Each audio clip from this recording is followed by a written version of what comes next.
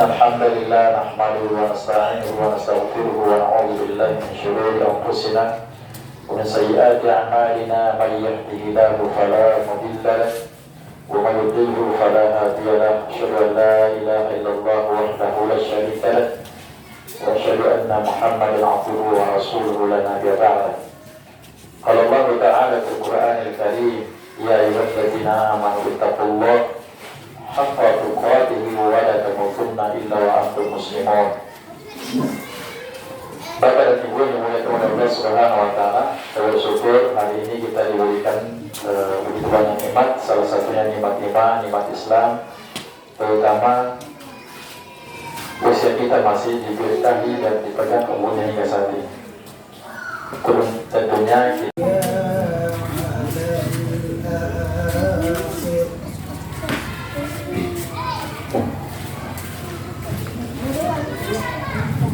الحياة الدنيا على الآخرة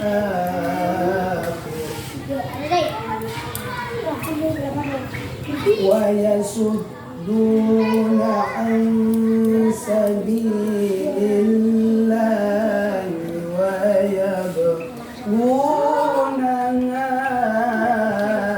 عوجا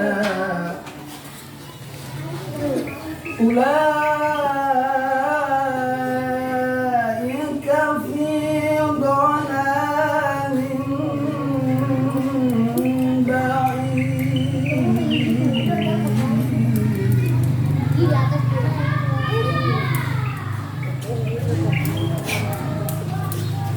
ويبغونها عوجا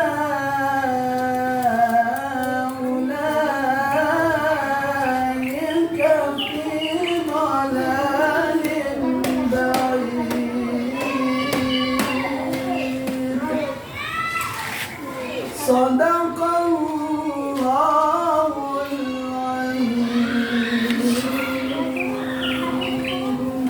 Assalamualaikum warahmatullahi wabarakatuh. Waalaikumsalam warahmatullahi wabarakatuh. Terima kasih kepada Bapak Ustaz Iksan yang telah membacakan salah satu surah Al-Quran dan Allah Subhanahu wa Ta'ala berikan keberkahan pada pagi hari ini kita semua dengan bacaan Quran. Amin ya rabbal alamin.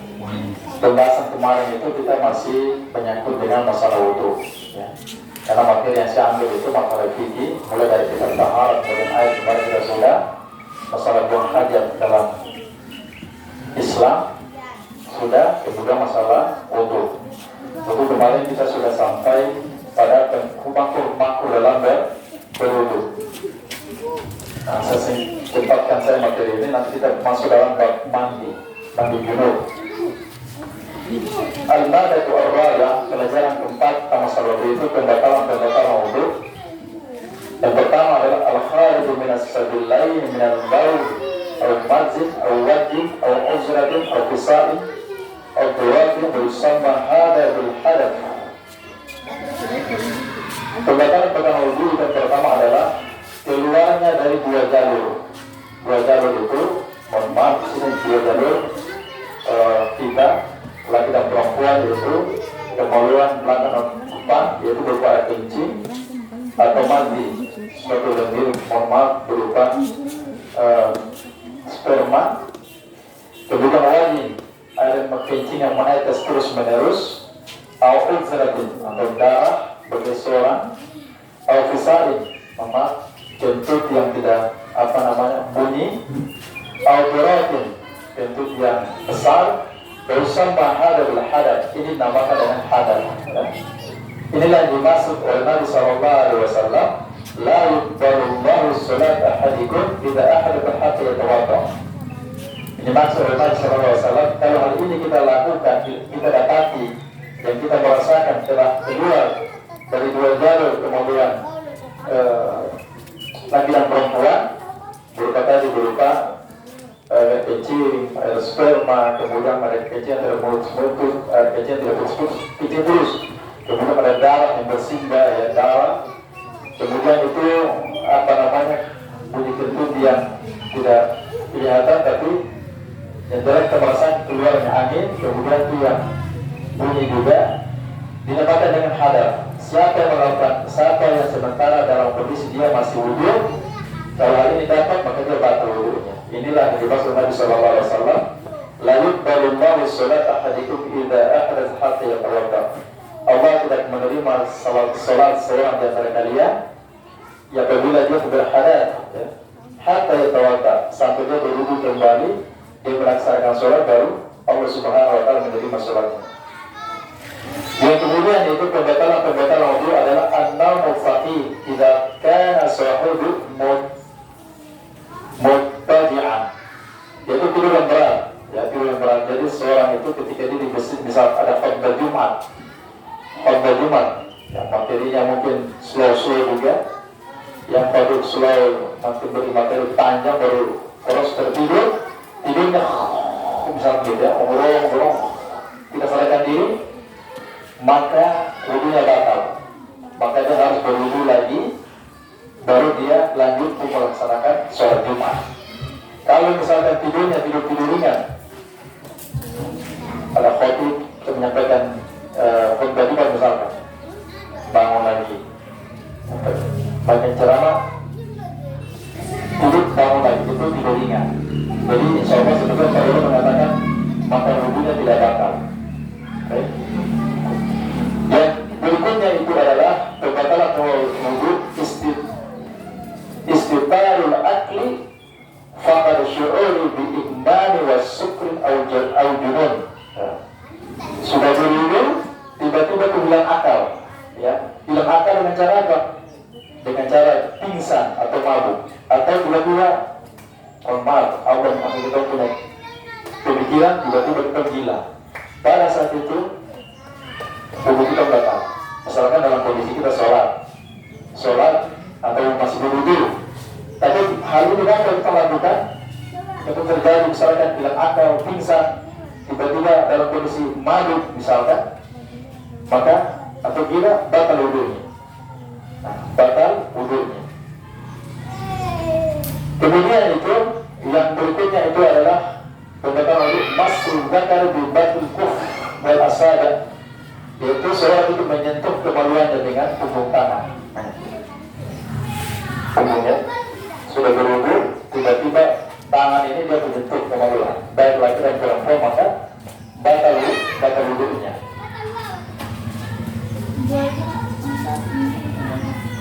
Nabi Sallallahu Alaihi Wasallam mengatakan, man massa dzakarahu fala yusalli hatta yatawadda. Saya menyentuh kemaluannya, maka dia tidak boleh sholat hingga dia berwudhu, lalu dia melaksanakan sholat. Jadi wudhu lagi. Yang berikutnya itu adalah ar-rida ka'anna ayyaqul kalimatul kufur fa innahu yunqadu wudhuhu. Sudah berwudhu, tiba-tiba kita ucapkan kalimat kufur. Jadi bagus sekali kan sudah ada agama, batal wudhu kita. Atau wudhu kalau sehari sudah daripada cuma haji, buat apa Islam? Batal wudhunya. Karena kita menghina ajaran Islam. Tapi mungkin insya Allah mungkin kita terlakukan itu. Tapi ada yang juga seperti itu. Allah Subhanahu Wa Taala mengatakan, la in asyrakta la habita anna amaluka. Fa in asyrakta la yahbatanna amaluka. Jika kalian mempersekutukan Allah, maka lenyaplah seluruh amalan-amalan yang kita kerjakan. Maka jika kita mempersekutukan Allah, bersyukur Allah, lenyaplah seluruh amal ibadah kita. Saya pernah berangkat umroh, kita di di Babat Sur, ada salah satu imam itu mengambilkan tanah isi botol. Saya tanya kenapa tuh? Saya mau bawa tanah haram, kemudian itu letakkan nanti di atas batu, kalau diletakkan batu pertama di kampung nanti. Saya sampaikan sama ahli tauhid di menjamah haji, sampaikan ceramah masalah tauhid. Ini kita menjamah bahaya ini. Datang ke Makkah bukan menyembah Allah, masih mempercayai hal yang mistik. Gitu. Ini bahaya, kemudian disampaikan, kemudian ditakut. Ada juga saya di Ka'bah, sementara tawaf di Mu'tazam, ada orang kos-kos berjalan di kos sambil nangis. Saya perhatikan, jangan-jangan orang kita di Indonesia. Saya Bu, di multazam jangan begini, ibu doa saja kepada Allah Subhanahu, ibu minta, jangan gosok saja. Dan seakan-akan setannya dikasih berkah, itu syirik kepada Allah Subhanahu Wa Taala. Nanti amalan kita hilang. Datang dari jauh-jauh ke Makkah, habis biaya sekitar 40 juta, tiba-tiba pulang nol, pahala kita habis. Pahala di Madinah satu kali sholat, misalkan di Madinah Masjid Nabawi, satu waktu saja itu dengan 1000 pahala, 1000 pahala. Ya, kalau di Makkah 100.000. Kalau kita sudah mempersembahkan, hilang, rugi. Jadi ibarat orang yang ada yang berdagang tapi tidak ada untung, hanya habis tenaga, habis umur tapi tidak ada keuntungan. Kemudian itu pembatalan wudhu adalah yang berikutnya adalah aklillah al-ghazul. Seseorang itu yang makan daging hewan sebelihan. Tadi para sahabat bertanya, ya Rasulullah, kalau kita makan hewan kambing misalkan, itu hukumnya apa kita wudhu batal enggak? Misalkan ada kita lagi sholatnya, habis selesai sholat nih, itu masih belum batal. Ada orang kita makan daging kambing, makan daging kambing. Bertanya, kalau kita makan daging kambing, gimana ya Rasulullah? Batal nggak kita wudhu? Kata Nabi, masih kan? Kalau kau mau wudhu, kalau dulu tidak apa-apa. Di sini kita tanya lagi. Lalu kalau kalian makan daging unta gimana? Kata Nabi mengatakan, daging unta, ini wudhu harus. Saya tak tahu dia mengandung apa, tapi makan daging unta harus berwudhu. Kalau sapi boleh berwudhu, boleh juga tidak. Seperti itu.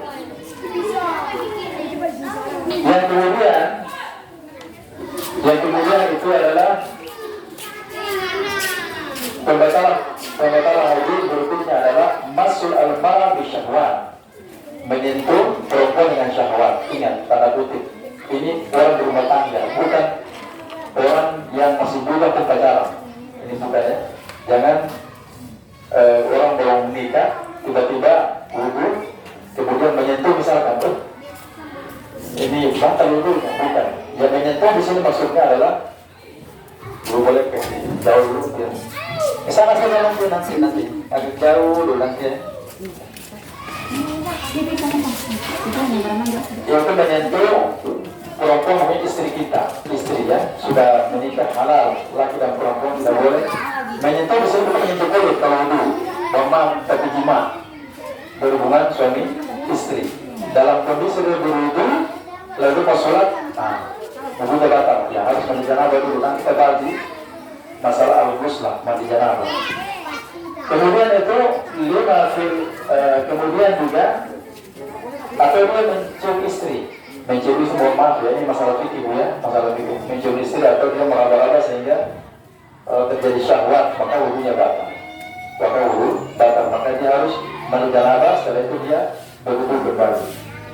Nah, kemudian sesuai yang dianjurkan untuk berwudhu yang pertama adalah sahibus salsal, orang yang sering kencing keluar menerus ya, kencing terus, kemudian dia sering buang air misalkan, maka dia itu wudhu terus, buang air wudhu lagi. Kalau ada orang penyakit kencing tidak pernah berhenti, maka dia jaga wudhu kalau dia mau sholat lagi. Yang berikutnya itu adalah al-mustahadah. Al-mustahadah ini maksudnya, mohon maaf, darah ini dimaksud sini adalah dia mayyadina alaiha ad-damu daiman ila ghairi ayyami adatiha. Darah musta'adah itu maksudnya darah perempuan yang ada, tapi bukan darah biasanya. Misalkan darah haid ya, darah haid misalkan datang tiap wanita itu mungkin datang itu pada bulan-bulan tertentu sudah jadwalnya. Tapi ada darah musta'adah bagi wanita yang keluar terus menerus. Ini dia harus berwudhu lagi misalnya. Seperti itu. Yang kemudian itu adalah yang dianjurkan itu bagi kita berwudhu adalah man ghassala maitan basyara amalahu. Siapa yang mandikan mayat atau mengantarkan mayat ke makam, maka hendaklah dia berwudhu lagi. Ya, maka dia berwudhu. Kata Nabi sallallahu alaihi wasallam, man ghassala maitan falyaghtasil. Ya, siapa yang membawa mayat ke makam, hendaklah dia mandi atau juga dia berwudhu. Seperti itu. Baik, ini adalah pembahasan wudhu kita selesai. Sekarang masuk dalam pembahasan mandi janabah ya. Mandi janabah mungkin Bapak Ibu sudah mengetahui, tapi saya sini memaparkan lagi sesuai dengan kaidah-kaidah sesuai dengan kaidah Islam. Ya. Kita masuk dalam pembahasan mandi. Ada 4 pelajaran di sini. Yang pertama adalah Syariatul Ghusli wa bayan mawjibati, yaitu syariat mandi, kemudian itu penjelasan masalah mandi janabah. Yang pertama, syariat mandi al-ghusl masyru' bil kitab wa sunnah. Mandi itu disyariatkan sesuai dengan kitab dan sunnah. Kata Allah dalam Quran, wa in kuntum junuban fatahharu. Jika kalian dalam kondisi junub, maka hendaklah kalian bersuci. Junub di sini dalam kondisi jima, mohon maaf suami istri berjima, setelah itu berhubungan selesai mandi janabah. Ya, ada teman saya itu aneh, dia tidak tahu memahami ini masalah ini. Ya, nikahnya luar biasa, mewah di hotel, tapi dia tidak memahami keadaan ini. Habis jima, sholat. Ya, bahaya sekali. Ini sangat penting. Al-ghusl masyru' bil kitab wa sunnah. Jadi mandi itu syariat Al-Quran dan sunnah sesuai dengan Allah surah Al-Baqarah ayat 6. In kuntum junuban fatahharu. Jika kalian berjunub, maka hendaklah kalian bersuci. Ya, dari nifas selesai, haid selesai, mimpi basah bagi laki-laki, berjima sudah janabah, mandi junub. Kemudian kata Allah Subhanahu wa taala dalam surah An-Nisa ayat 43, wala junuban illa abiri sabila hatta taqtasilu. Ya, orang berjunub, ya, dia tidak boleh menetap di masjid. Tidak boleh menetap di masjid. Bagaimana caranya? Kata Allah, illa abiri sabili, kecuali orang berlalu saja. Jadi kalau kita masih di masjid, dia berterak, kita boleh masuk, cuma dia berlalu saja. Kemudian kata Allah, hatta taqtasilu, jika dia mandi janabah, baru dia silakan masuk ke dalam masjid. Begitu pula baik laki atau perempuan. Kemudian terjadi mandi janabah, kata Nabi sallallahu alaihi wasallam, "Idza tajawaza al-khitanu faqad wajaba al-ghusl." Apabila, mohon maaf ya, mau ngomong soal fikih, apabila kemaluan melewati kepada kemaluan yang lain. Ya, berhubungan itu maksudnya, siapa lakukan ini, faqad wajaba al-ghusl, maka dia wajib mandi janabah. Dan berikutnya adalah kewajiban mandi. Nah, itu yang pertama, al-janabah. Al-janabah dalam bahasa Arab itu maksudnya, mohon maaf, air mani maksudnya, air mani spermanya. Wa tashmulu al-jima', meliputi tentang jima', berhubungan suami istri. Wa huwa iltiqa'ul khitanain walau bidun inzal. Ya, jima' yang terjadi ketika bertemunya dua kelamin. Mohon maaf ya, ini bukan orang bujang ya. Orang bujang haram hukumnya masuk dalam hari ini. Ya, orang bujang melakukan berhubungan harus nikah dulu. Kalau tidak, dosanya betul-betul di hadapan Allah Subhanahu wa taala. Ya, orang melakukan zina atau perselingkuhan sudah menikah, perselingkuhan dia kalau dapat arena ini. Ya. Kalau dia mungkin melakukan tapi dia dosa, tapi dia harus janabah, tapi dosanya besar di hadapan Allah Subhanahu wa taala. Ini masuk dalam kategori orang yang halal maksudnya. Laki dan perempuan sudah menikah maksudnya dalam konteks ini. Terjadi mandi janabah ketika dua alat kelamin bercampur, maka dia wajib mandi. Yang pertama adalah al-janabah meliputi jima', wa huwa iltiqa'ul khitanain, bertemunya dua alat kelamin, wala biduni inzal. Ya, walaupun mohon maaf, inzal itu ini memang dalam kaidah ulama fikih, huwa khurujul mani bil najmi fil nawmin aw yaqzati min rajul aw imra'atin. Maksudnya, walaupun bertemu dua alat kelamin, tetapi tidak mengeluarkan air mani tanpa dia sadar, atau dia langsung tertidur, yang penting sudah bertemu, maka wajib mandi. Ini suami istri dia, bukan keluar dan hal lainnya orang tidak menikah maksudnya. Dalilnya adalah surat Al-Maidah ayat 6, wa in kuntum junuban fatahharu. Jika kalian berjunub, maka bersucilah. Kemudian kata Nabi sallallahu alaihi wasallam, idza iltaqa al-khitanain faqad wajib al-ghusl. Jika dua alat kalian bertemu, maka wajib mandi. Yang berikutnya, wajib mandi bagi perempuan adalah inqata'ud dam haid atau nifas. Mandi wajib bagi perempuan adalah terputusnya darah haid atau dengan nifas. Nifas ini ibu tahu ya apa? Terus melahirkan ya? Oke, melahirkan. Kemudian firman Allah dalam Al-Quran dalam surat Surat Al-Baqarah ayat 22 yang sering kita baca itu. Fa'tazilun nisa fil mahid. Nah, fa'tazilun nisa fil mahid. dan jauhilah wanita yang dalam kondisi haid. Kata Allah, wala taqrabuhunna, dan janganlah kalian suami mendekati istri.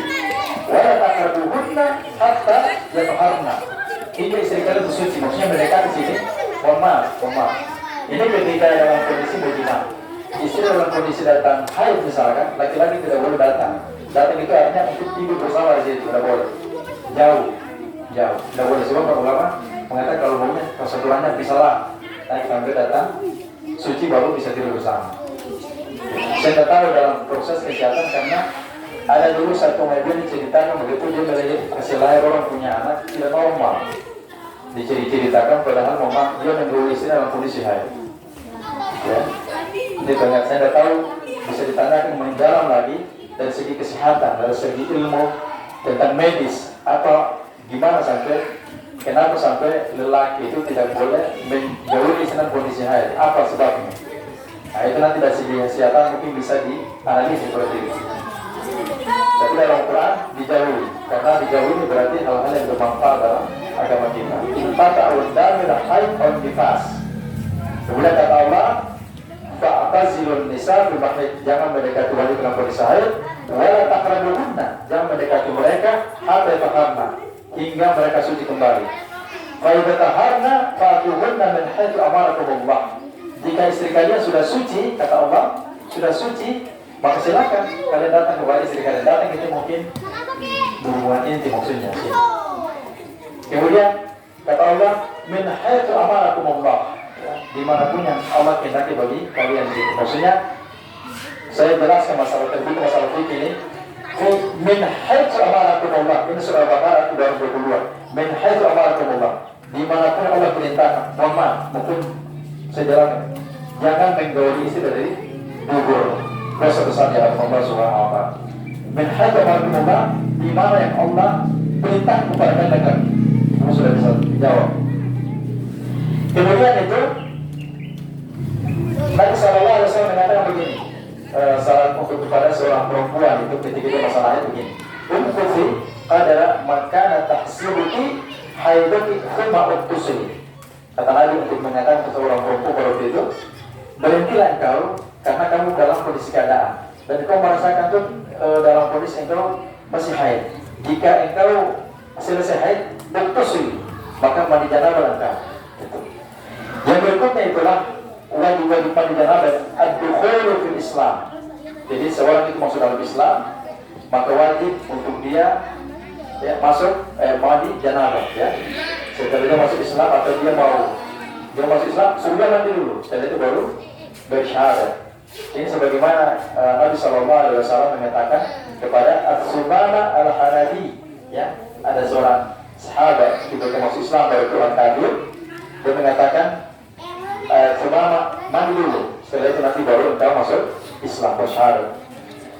Yang berikutnya itu adalah engkau yang wajibnya mandi al-mayyit, orang meninggal. Fa'idha matul muslim, apabila seorang muslim itu meninggal, wajib taghsilu bi amri Rasulullah sallallahu alaihi wasallam.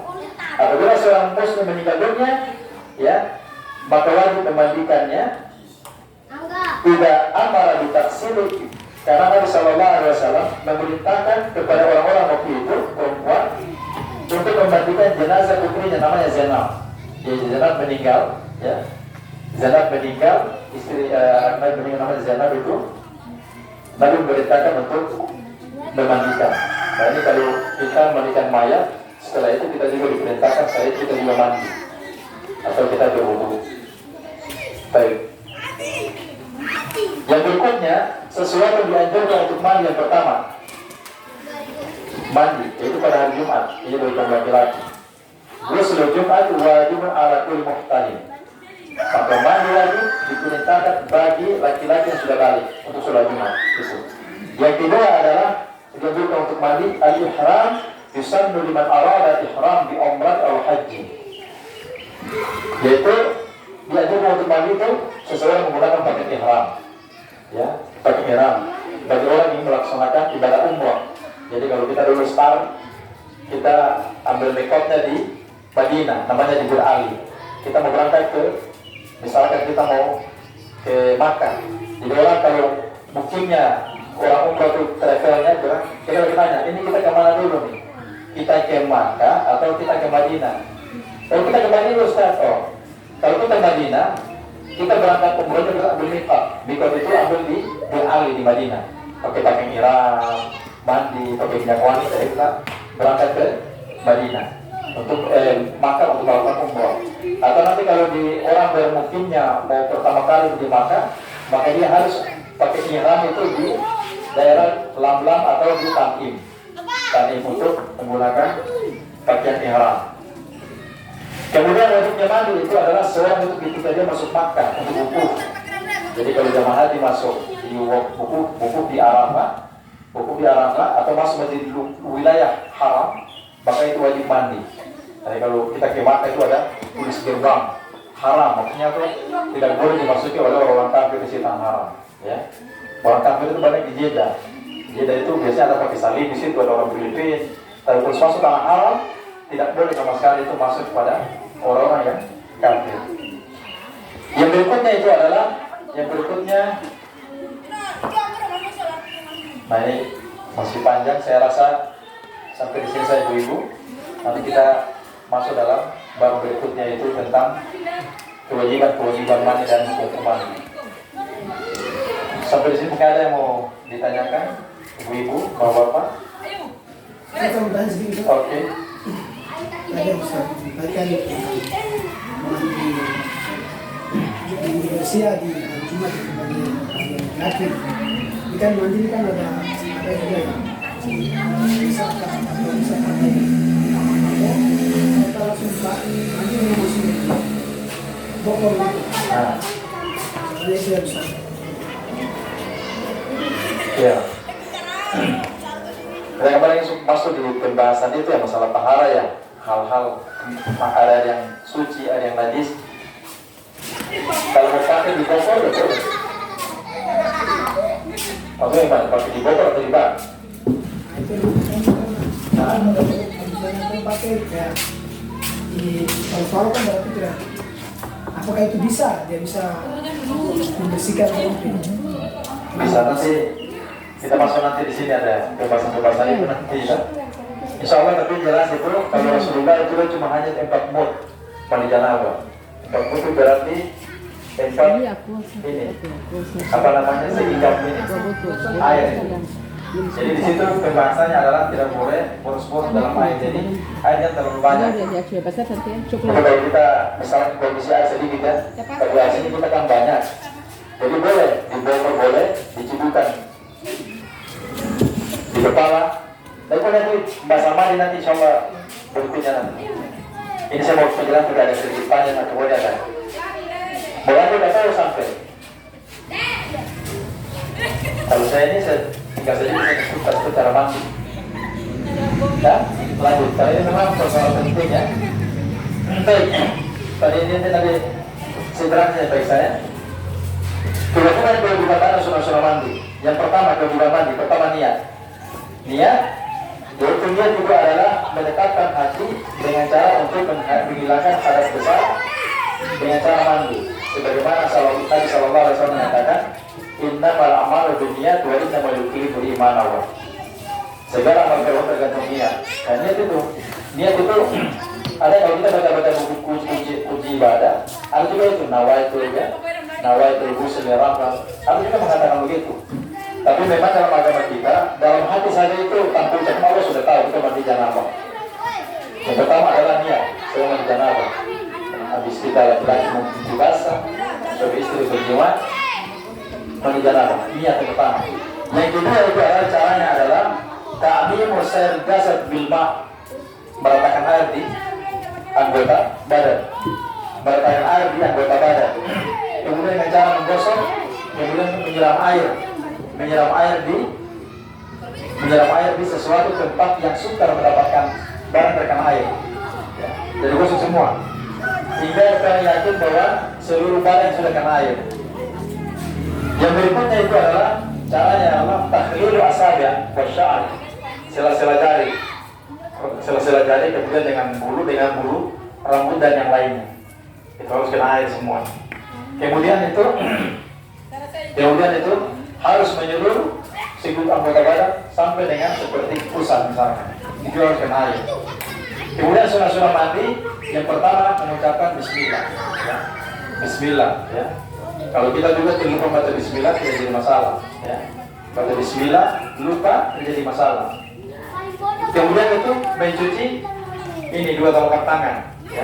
Sebelum ibtidah qabla idkhalihi ma'ina. Jadi sebelum kita masuk tangan itu mencuci tangan masuk ke dalam lidah, saya sudah jelasin kemarin. Hendaklah kita basuh dulu tangan ini. Kita basuh dulu. Jangan sampai malam ini tak tahu tangan tolong dari malam pegang-pegang apa maksudnya begitu. Harus dicuci tangan dulu. Kemudian itu kemudian itu yang ketiga sunah-sunah wudu adalah yang pertama berikutnya adalah menghilangkan dari kotoran. Selama bermal, maka orang dalam wajah kita mungkin bersihkan. Kita punya tempat kotoran dulu atau yang kecil kita bersihkan, cuci dulu bersih. Kemudian itu memulai dari anggota wudu. Kemudian itu dengan mencuci anggota badan. Nah, anggota wudu didahulukan. Kemudian berkumur-kumur, kemudian itu masukkan air ke dalam hidung sampai dengan membersihkan ini punggung-punggung kuping. Terima kasih telepon lagi mohon ini. Makro dalam dulu ini, makro dalam mandi janabah. Yang pertama adalah al-isyraq ma, boros-boros air. Nabi sallallahu alaihi wasallam kalau dia mandi janabah itu hanya dengan satu sah. Satu sah itu adalah 4 foot. Jadi 4 genggam ini, 4 genggam tangan ini. Itu air beliau. Kemudian itu adalah mandi mengutamakan wanita. Maksudnya laki-laki dulu, baru perempuan di belakang kalau suami istri ya. Jangan utamakan perempuan, laki-laki dulu gitu, utamakan untuk mandi janabah. Yang berikutnya itu adalah membasuh seluruh anggota tubuh, yaitu membasuh mandi dengan cara menutup diri dari berbagai tembok, ya. Berbagai tembok. Jangan kita mandi janabah di tempat terbuka.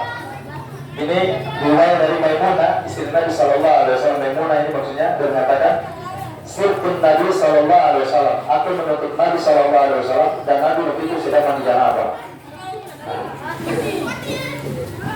Dan mandi dalam konteks mandi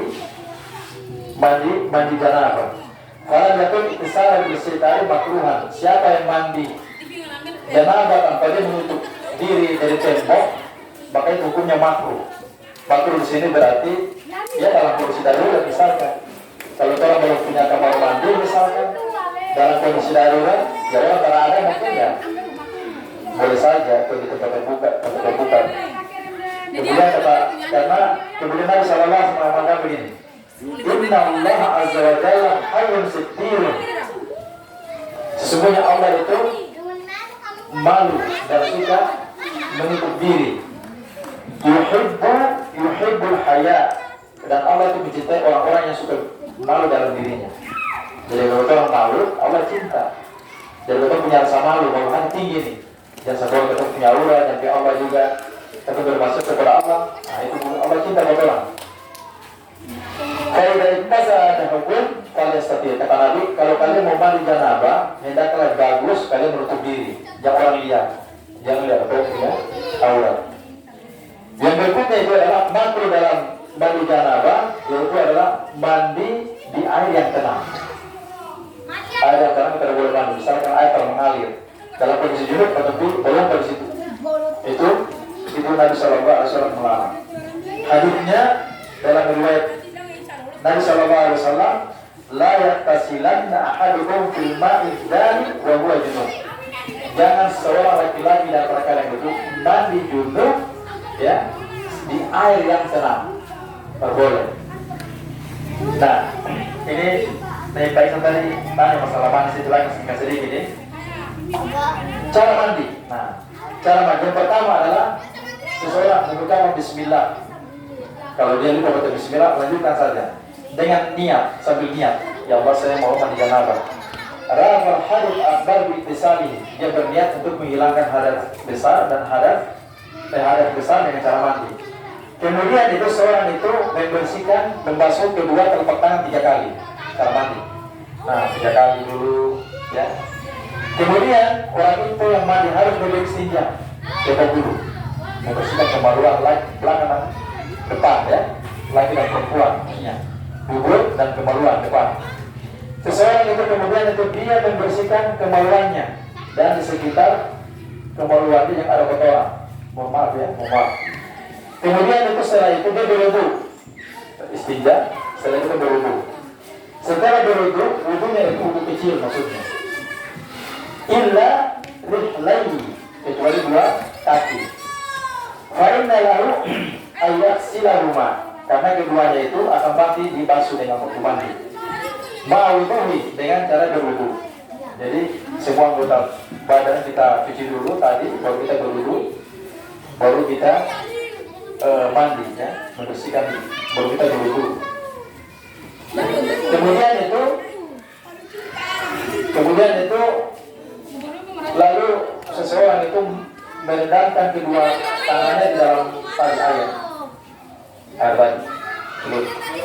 Lalu dia ini sela-sela jari, ya, fayukhalli bi usuli sya'ri, dia jari-jari sampai dengan dasar sini. Dia punya akar kalamu semua bagi laki dan perempuan. Kemudian dia membasuh rambut itu dengan juga kuping, ya, udun, ini telinga ini 3 kali dengan 3 cidukan mungkin siduk tadi kalau. Setelah itu dia menyiramkan air ke seluruh sisi kanan, siram kanan, ambil kanan semua. Lalu dia membasuh, dia punya wajah dengan cara menggosok badan dari bulan paling atas, mungkin paling atas ini dari paling atas rambut sampai bagian paling bawah, ya. Kemudian disambar juga dilakukan sebelah kiri. Jadi kanan dulu, cuci bagian atas sampai di bawah, kemudian di sebelah kiri. Mandi. Lalu setelah itu, ya, dia membersihkan, itu membasuh di tempat-tempat yang tersebut seperti pusat juga. Perhatikan, pusat air semua. Seluruh anggota badan harus kena air. Mandi janabah harus kena semua. Jangan ini kering, ini basah, ini kering di bawah. Tak boleh. Cuci semua. Lalu setelah itu dibawa ke tiaknya. Tiak juga. Tiak, kemudian di bawah lututnya. Bawah lutut, sebagaimana Aisyah mengatakan begini. Idza arada ayyat salamul janabah, apabila Nabi SAW ingin, ya, mandi janabah, beliau memulai itu membasuh kedua tangannya. Setelah itu memasukkan, ya, kedua tangannya dalam ember, kemudian membasuh kemaluan. Kemudian beliau berwudu, wudunya itu untuk melaksanakan sholat. Lalu kemudian itu menyiram air di kepalanya, kemudian itu menuangkan air 3 kali cidukan di kepala, kemudian menyiram air di seluruh anggota badannya. Kemudian yumna'u berjanabah, yang hal-hal yang orang berjanabah tidak boleh melakukan dalam ibadah begini. Pertama, membaca Quran. Tidak boleh menyentuh mushaf. Lagi yang begini basah, ada di air, berjima, pegang mushaf Quran. Para ulama mengatakan illa al-isti'adzah, kecuali dia hanya membaca auzubillahi minasyaitonir rajim. Itu boleh. Atau auzubillahi tammati min syarri ma khalaq, itu boleh. Tapi para ulama mengatakan tidak boleh menyentuh mushaf. Ini hadis yang mengatakan begini. La taqra'ul haid wal junub, jangan wanita yang haid menyentuh Quran, dan juga orang junub tidak boleh menyentuh Quran. Ya.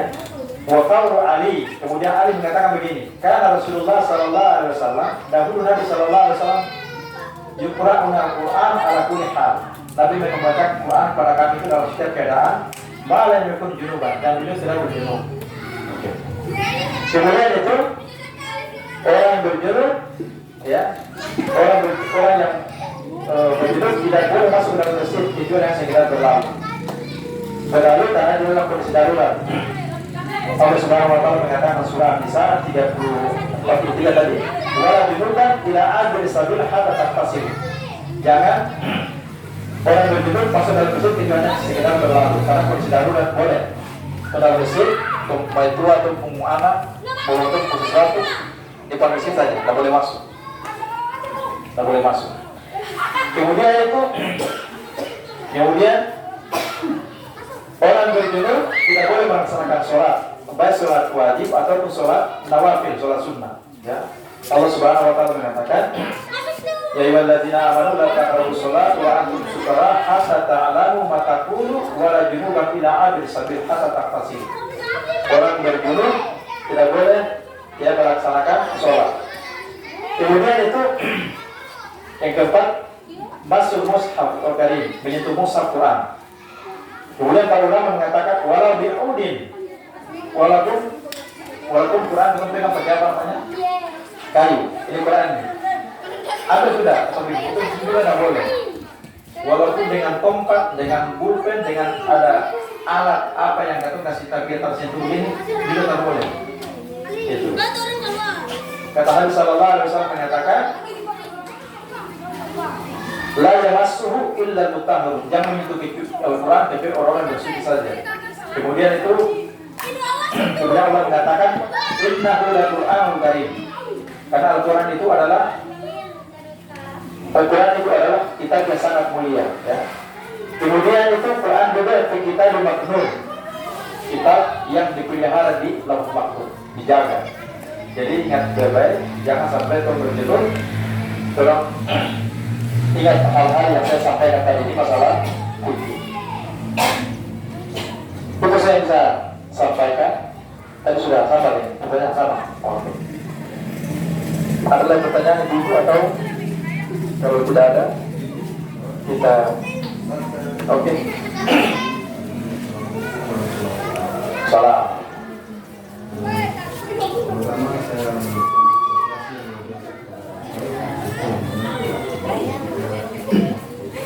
materi tentang masalah mandi.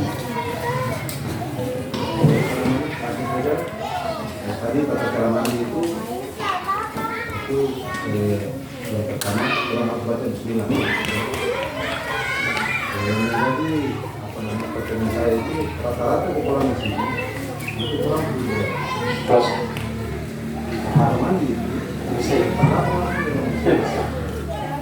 sedangkan kalau menurut saya itu langsung masuk di dalam mesin itu mandi ucapan-ucapan yang Bismillah semoga sunnah saja. Jadi para ulama mengatakan itu kalau orang dalam kondisi yang tidak dari baca Bismillah. Tapi kalau orang dalam kondisi kayak begitu terus baca Bismillah karena dia bukan syarat wajib. Jadi sudah harus tinggalkan. Tapi bagaimana? Saya juga kemana-mana bisa juga dalam situ. Untuk membongkar biaya lagi. Kecuali mungkin ada tempat-tempat khusus yang mungkin disumurkan, tapi terhalang, itu boleh baca Bismillah. Gitu Pak ya?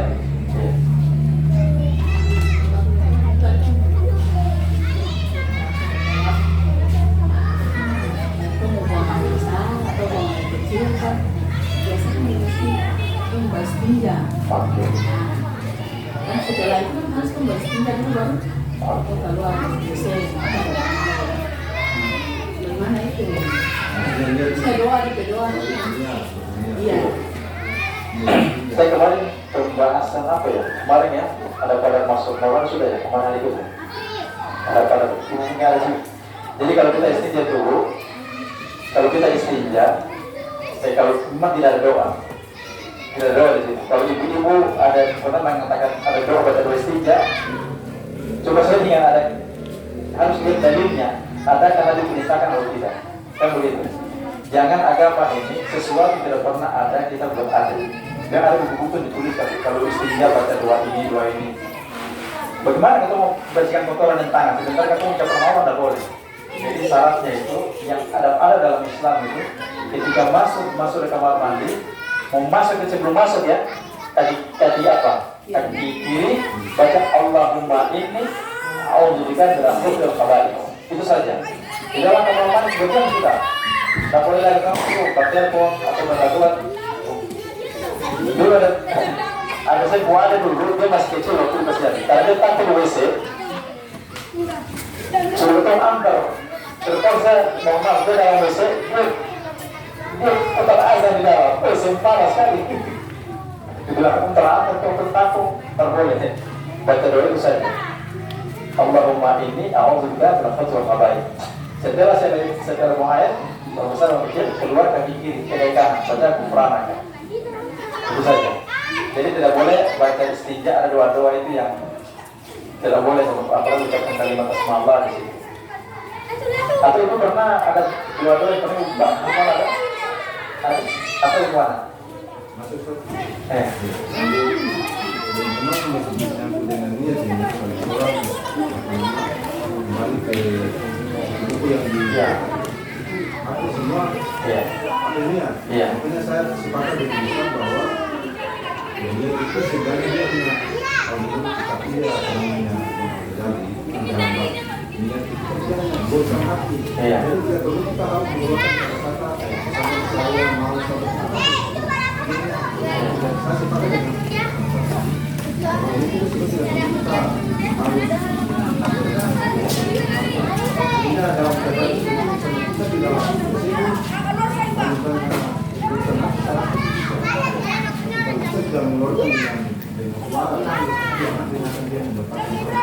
dari pengalaman saya Pak, ada orang tidak melaksanakan sholat karena dia sibuk menghafal niat saja.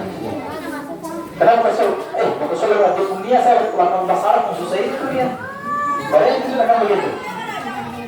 Padahal memang yang kedua, ada memang buku-buku dituliskan itu usul di itu contoh memudahkan orang saja, bukan melakukan wajib. Kalau ibu mau ke sini ke mana? Aku sudah tahu, oh ibu ini mau mengajar. Baik saya mengajar. Aku sudah tahu kata Allah di sini. Karena berdasarkan dasar konten ini hadis ini, kata Nabi, innamal a'malu binniyat. Segala macam tergantung niat, tanpa ucapan Allah sudah tahu. Jadi kalau mau sholat itu memang kalau kau belajar fikih Imam Ahmad bin Hanbali tentang masalah niat itu, kau sudah mendapatkan terlibat dari Nabi itu usaha-usaha itu tidak ada. Ini bukan saya merubah sistem kita ya, bukan merubah, cuma saya membagi ilmu ini saja. Kalau itu mohon apa silakan. Tapi bukan berarti mereka harus paksa diri menghafal itu. Yang harus dihafal paksa surah Al-Fatihah. Karena itu wajib dari salah satu. Nah, jangan kata mau sholat usaha di kamar, sholat dulu usaha di kamar asli. Akan sudah sehingga kamu sudah melaksanakan sholat. Kalau mau hafal silakan hafal. Kalau yang tidak menghafal juga tidak jadi permasalahan. Jadi intinya adalah syarat sholat itu Al-Fatihah, melaksanakan apanya rukun-rukun yang lain, begitu. Jadi masuk WC cuma hanya baca Allahumma inni a'udzubika min al-khaba'ith, WC ke kanan baca kufran. Tidak ada doa yang kita pelajari secara khusus dari Nabi Sallallahu Alaihi Wasallam. Karena membersihkan kotoran, ya kotoran mengucap asma Allah itu sama sekali dilarang. Oke Bu. Tapi saya mohon maaf ya, kalau bahasa itu sedikit saja gitu. Ada lagi atau kita akhiri? Nanti insya Allah absen saya susulkan ya. Ada 2 absen yang harus bawa. Sebagai sudah foto tadi? Ibu-ibu punya sudah. Sudah. Oh ini sudah semua ibu.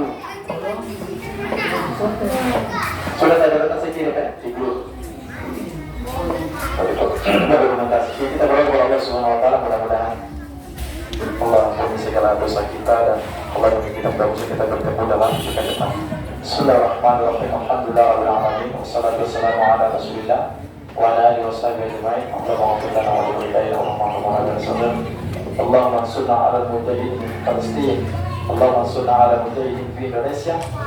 Rabbana atina fid dunya hasanah wa fil akhirati hasanah wa qina adzabannar. Walhamdulillahi rabbil alamin. Subhanallah wa bihamdihi asyhadu an la ilaha illa anta astaghfiruka wa atubu ilaik. Assalamualaikum warahmatullahi wabarakatuh. Mohon maaf jika saya ada kata-kata yang salah, ada kalimat saya yang kurang berkenan, saya mohon dimaafkan. Kalau kurang jelas nanti suatu ketika nanti bisa ditanyakan lagi. Assalamualaikum warahmatullahi wabarakatuh.